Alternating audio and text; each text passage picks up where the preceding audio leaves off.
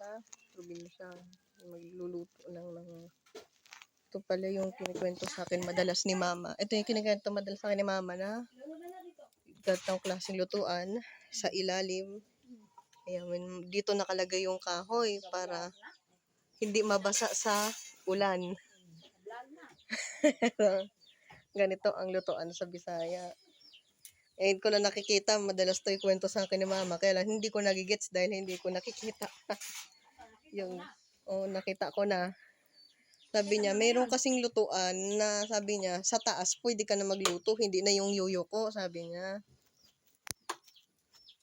Sa bahay, mayroong ganito, pero yung nasa baba siya, yung isa tapos isang ano na siya, hindi siya doble na ganyan, dala-dalawang luto, isahan lang.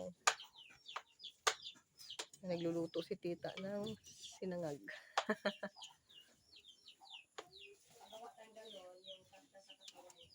Opo. Hindi ganun kataasan din yung ano.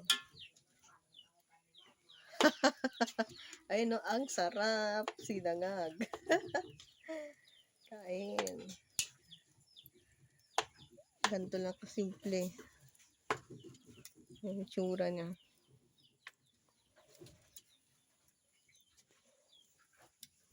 Kasi kinikwento nga ni Mama, may lutuan. Sa loob. Yan, nag-explore ako paano magluto din. Nakita ko na, hindi ko lang to gaanong maalala na dati. Di ba parang nagluto lang din sa gas stove, kalan. Yun nga lang, di ba ano.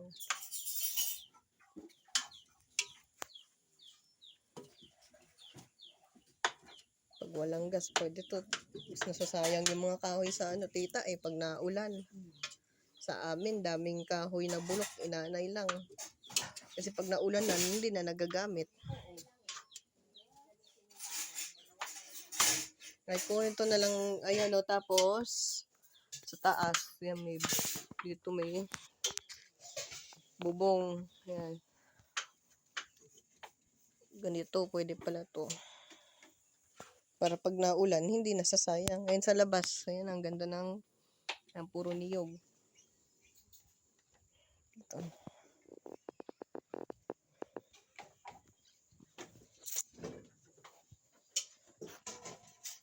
Ayan ang kusina. Yan si Madir. Nagkuhugas. Ito yung mga galon na ginagamit sa pag-iigib.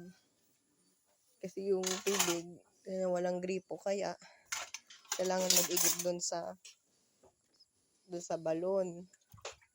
Ito naman yung CR. Yan. Ito yung kusina. Sa Tibingbing. Apo. Opo. Ayan. Ay, oo ma. Pakay ano.